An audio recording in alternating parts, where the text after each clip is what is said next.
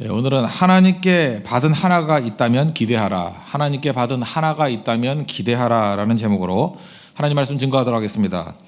여호수아 24장 여호수아의 유언입니다.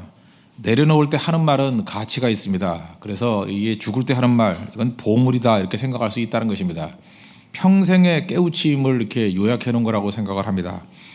오늘 1절부터 13절까지 반쪽을 나눠서 보겠는데 네 가지 정도의 간단한 메시지를 붙들었으면 좋겠어요. 첫째는 하나님의 임재가 있는 곳으로 가라. 이게 여호수아 유언 첫 번째고, 두 번째는 하나님에 대해서만 말하라. 이게 중요한 메시지인 것 같고, 세 번째는 하나님께 받은 하나가 있으면 기대하라. 오늘 제목과 같습니다. 그리고 네 번째는 하나님이 책임지는 인생을 살라. 공통점이 다 하나님이죠. 하나님 중심적인 인생을 살라는 것입니다. 우리 차례대로 살펴보겠습니다. 오늘 네 가지인데, 첫째는 하나님의 임재가 있는 곳으로 가라라는 것입니다. 1절을 보십시오. 여호수아가 이스라엘 모든 지파를 세겜에 모으고 이스라엘 장로들과 그들의 수령들과 재판장들과 관리들을 부르매 그들이 하나님 앞에 나와 선지라. 여기서 두 단어를 붙들었으면 좋겠어요. 세겜이라는 단어, 또 하나는 하나님 앞이라는 거. 하나님 앞에 나와 선지라. 이 세겜이라는 것은 어느 곳입니까? 역사를 알면 금방 알겠죠. 창세기 12장을 보면은 아브라함이 가나안의 첫 번째 정착한 곳입니다. 이게 세겜이에요. 첫 번째 제단을 쌓은 곳, 다시 말해서 하나님의 약속을 들은 곳, 그게 세겜입니다. 세겜 시작이라는 거예요. 무슨 얘기입니까? 하나님의 임재를 제일 첫 번째 체험했던 곳이에요. 여러분들 여러분의 세겜이 있습니까? 이게 이제 요한계시록 같은 데 표현에 의하면 에베소 교회를 향해서 그렇죠. 너희 처음 사랑을 버렸느니라. 그 처음 사랑이 있는 곳, 그게 세겜이라는 것입니다. 그 자리를 회복해야 된다는 거예요. 하나님의 임재가 있던 첫 번째 자리를 생각하라. 세겜에서 하신 말씀입니다. 그 다음에 또 나오는 게 뭐예요? 하나님 앞 그랬죠. 하나님 앞. 하나님의 임재가 있는 인생을 살라는 것입니다. 어느 곳이 됐든지 하나님의 임재가 없는 곳은 사실은 그 안에서 모든 갈등과 문제가 다 일어나는 곳이에요. 그런데 하나님의 임재가 있는 곳이라 그러면 자리에 관계없다는 것입니다.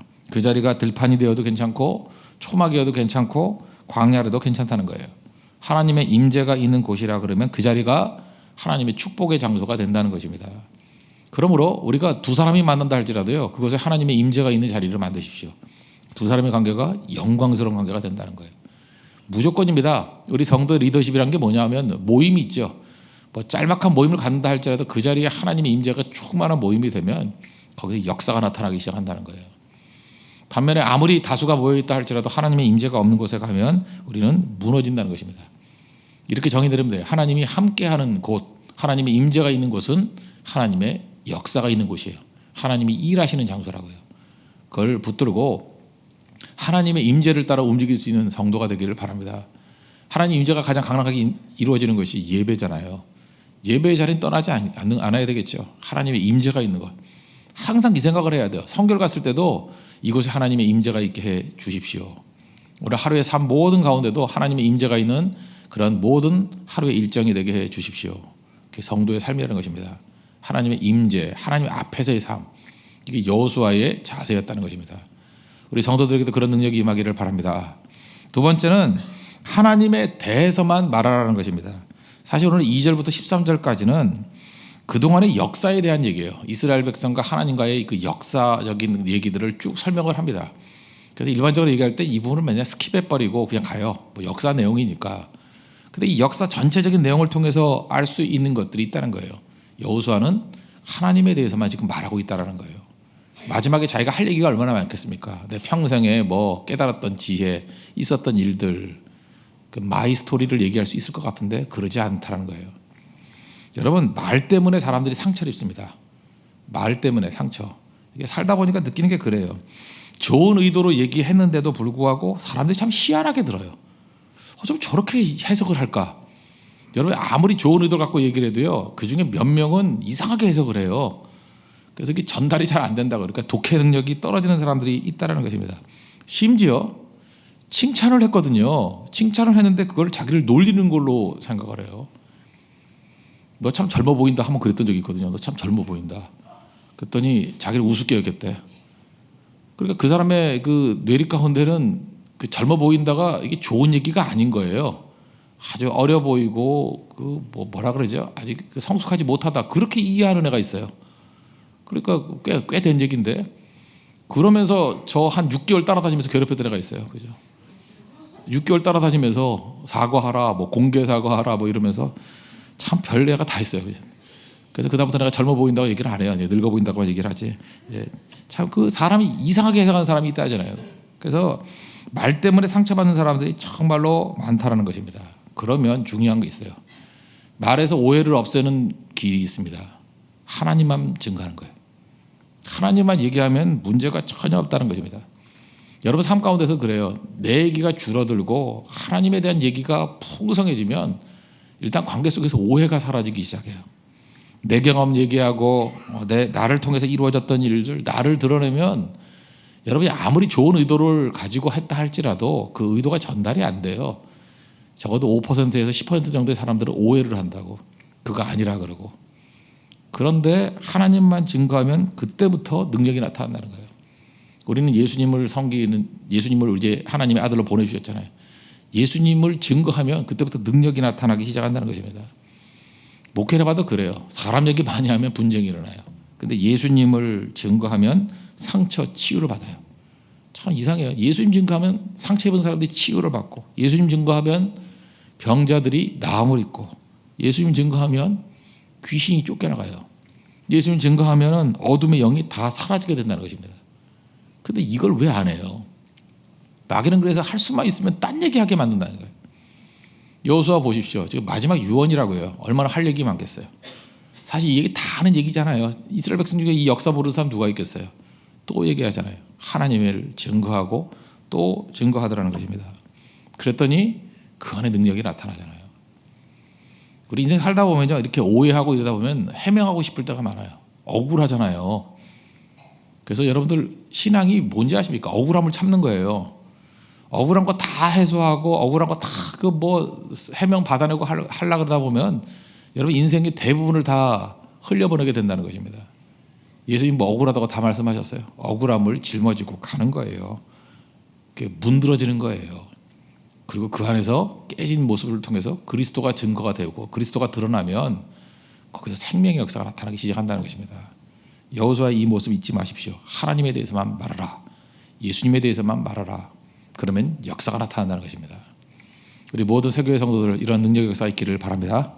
그 다음에 세 번째는 하나님께 받은 하나가 있으면 기대하라는 것입니다. 3절 하반절 그 뒤쪽 보십시오. 3절 그의 씨를 번성하게 하려고 그에게 이삭을 주었으며, 여러분 창세기 보시면 알겠지만 하나님이 아브라함에게 약속을 주었습니다. 하늘의 별과 같이 너희 자손을 만들어 주겠다.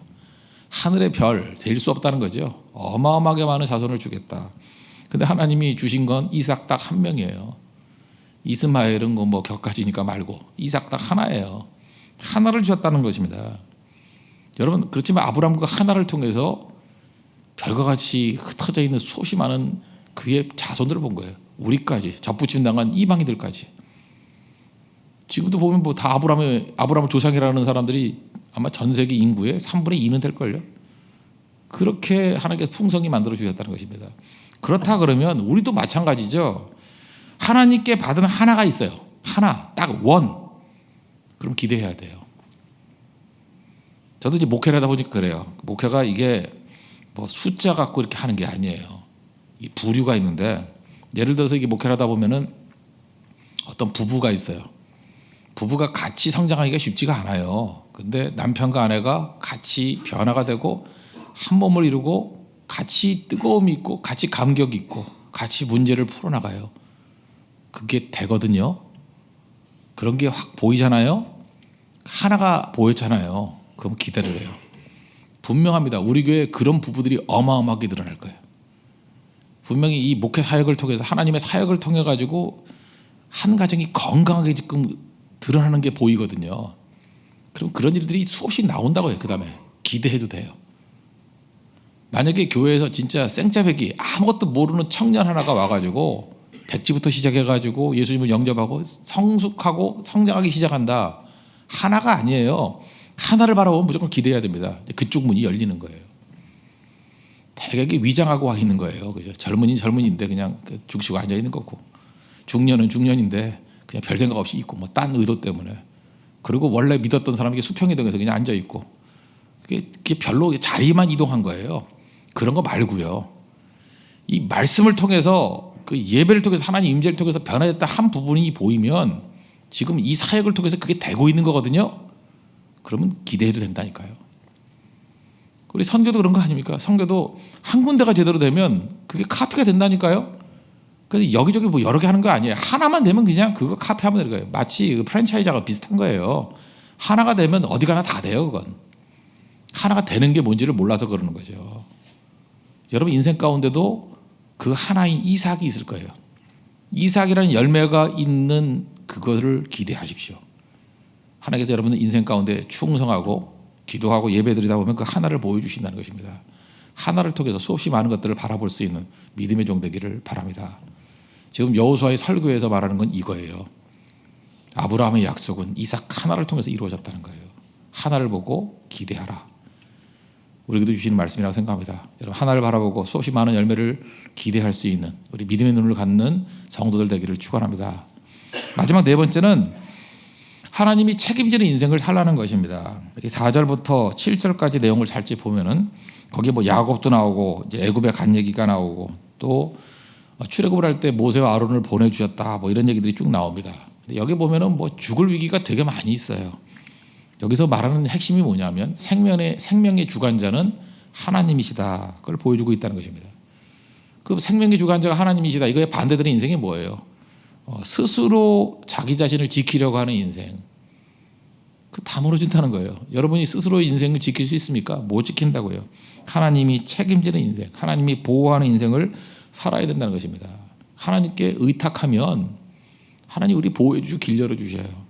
5절 그 뒤에 보니까 그 후에 그런 얘기 나오죠. 너희를 인도했다. 그 후에.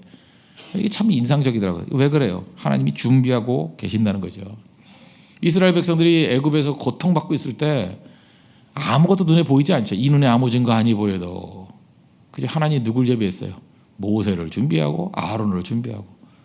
이스라엘 백성이 준비한 거 아니에요. 하나님이 준비하신 것이죠. 하나님이 준비하셨다는 거예요. 여러분 인생도 마찬가지예요. 여러분이 이리 뛰고 저리 뛰고 안 해도 됩니다. 누가 준비해요?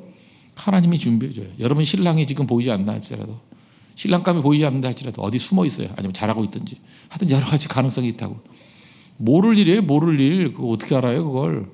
그러니까 내 눈에 안 보인다고 없는 게 아니에요.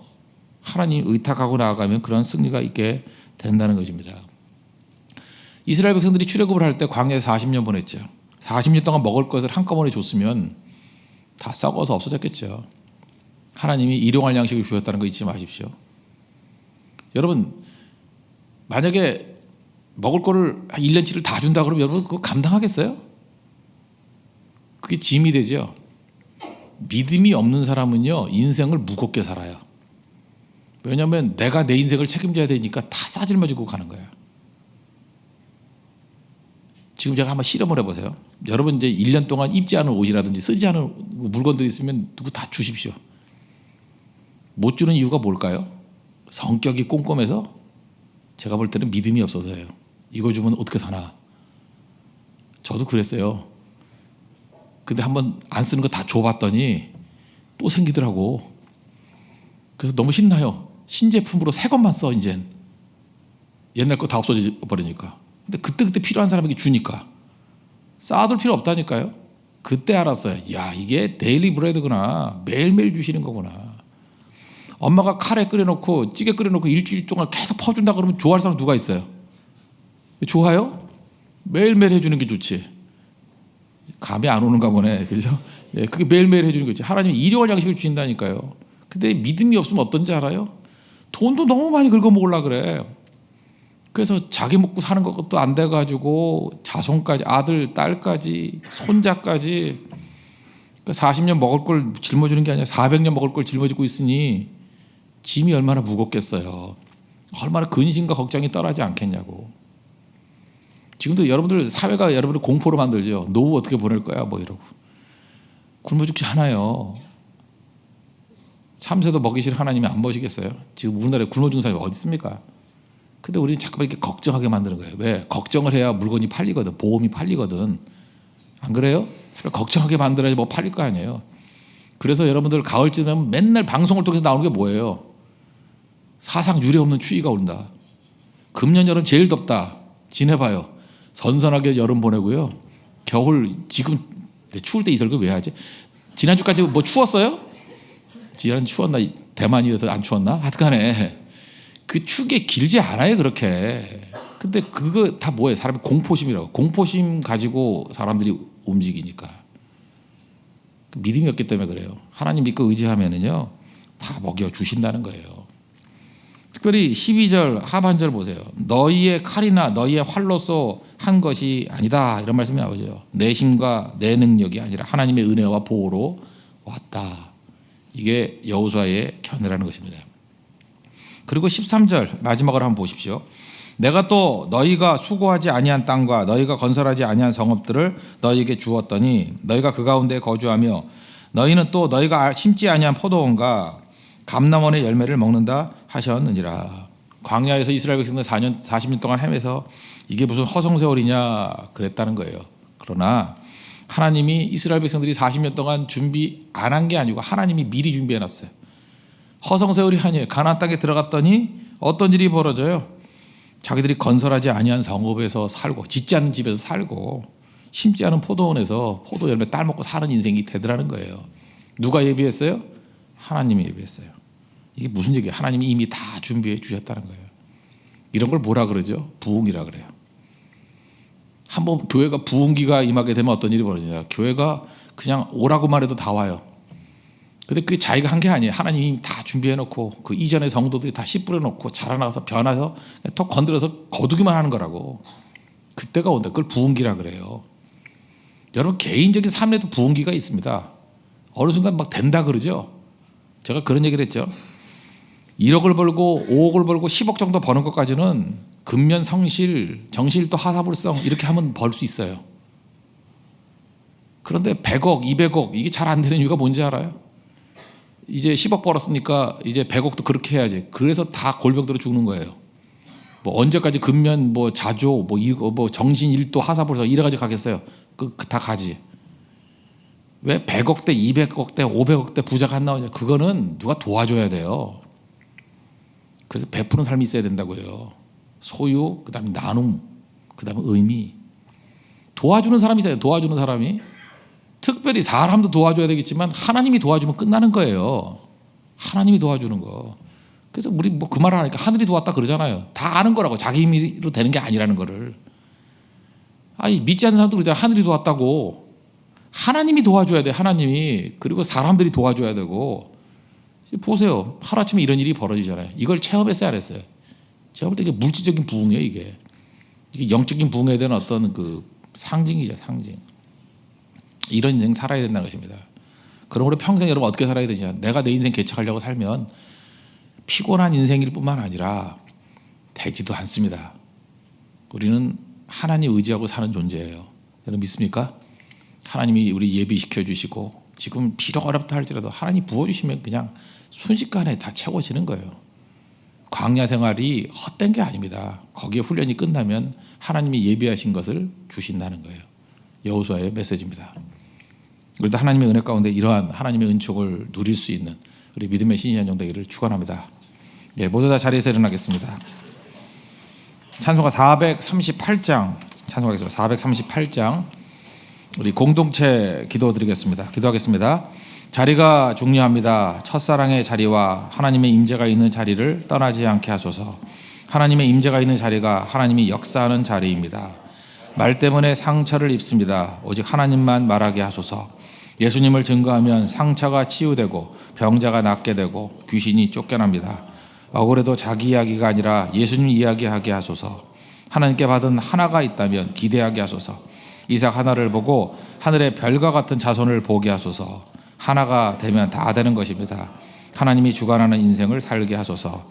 스스로 살려고 하면 무너집니다. 하나님은 이미 다 준비해 놓으셨습니다. 믿음으로 가면 광야에서 보낸 시간보다 더 풍성하게 부어주십니다. 가나안의 부흥을 맛보게 하소서. 예수님의 이름으로 기도합니다. 아멘.